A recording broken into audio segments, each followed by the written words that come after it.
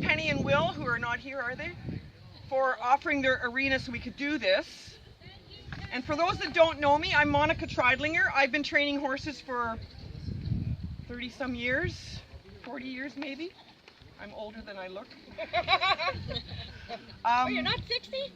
And I've worked with a lot of problem horses and then starting youngsters. So we do a lot of groundwork when we're training horses. Groundwork is gold. It's really, really important. So just to start off, I just want to talk a little bit about the horse that you're working with. You want to know what you're working with. Are you working with a dead broke mare?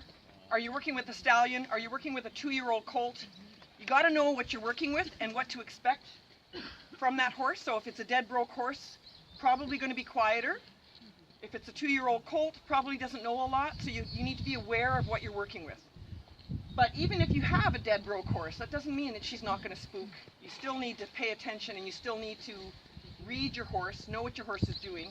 And I mean, we can look at her and we can say she's curious, she's looking around, but she's not anxious in any way. She looks pretty calm. Her head's low. She's not running around. Doesn't have a high head. Her ears aren't back. She's not mad at me. So the other thing is read what you're working with, so that you know if you've got an anxious horse, you've got to give that horse a chance to calm down and maybe do a little bit of extra work with it to get it to focus on relaxing. There are points on the horse I'm just going to point out.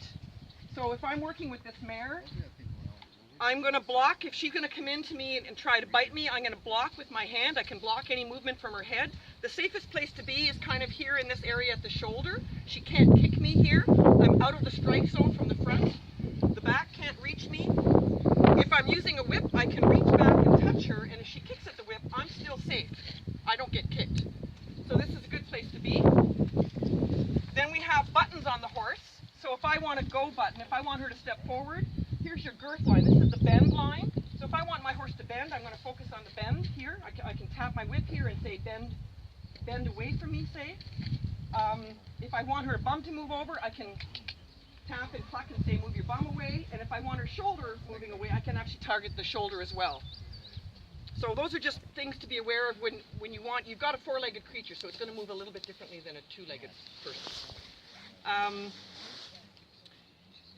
The other thing, when I'm working with a horse, I want the horse to be paying attention to me. I want it to be on me. If she's looking over there, she's not interested in me, and I have to be number one in her world when I'm working with her.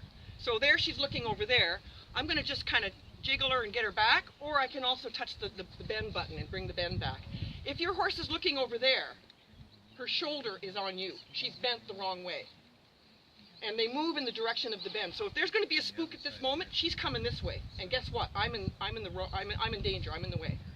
So you always want your horse to either be slightly straight, slightly bent or straight. So when I'm walking with her, I actually want her, and I'm going to have to drop this junk here. When I'm walking with her, I want her to walk with me. We use 2 hands on the lead shank always. If you use 1 hand on the lead shank and your horse pulls away, you've got a dislocated shoulder possibility.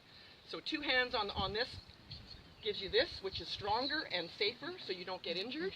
So safety is always a consideration. So if I'm going to walk with her, I want her to be slightly bent like she is, and if she's not, then I'm just going to touch her, and I'll just show you this from this side so you can see it. I'm just going to touch her here with the whip, so she's going to bend away. And that way she's giving me space, she's arcing away from me, which keeps me safe. This is, there's a lot of Chris Irwin stuff in what I do. I really like Chris Irwin as a trainer. He's a Canadian trainer as well. When we're walking with our horse, we want to be in their line of direction. So my belly button going forward, she's going forward, we're both on the same page. If I turn to her, now I've crossed her line. So if she steps forward, she's being very disrespectful. She's just crossed my line.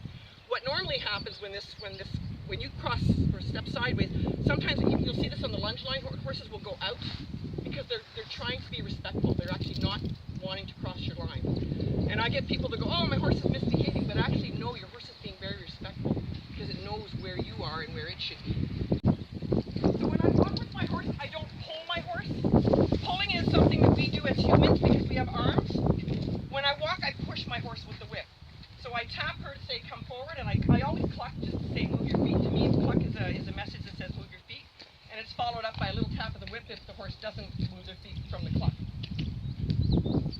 So the line is nice and loose. She can move her head freely. I'm not going to be gripping like the death grip here, keeping her complete control of her head. She can move freely. When you're working with obstacles, when we get in there, we want to make sure that we are between the obstacle and the horse, so that we're actually providing the safety zone for the horse. We're kind of protecting them. We're the barrier from the obstacle. So when you first start, you want to have your obstacle and then send your horse around the obstacle. Try not to be too close to a wall. Like if you get close to a wall, the horse has to make a decision. If it spooks, it can't go through the wall, so it's going to go through you. So you want to be on the right side of the wall, so you always give your horse an escape route, and that keeps you safe. I'm thinking, yeah, maybe we should just go in now, eh? Let's go in and we'll...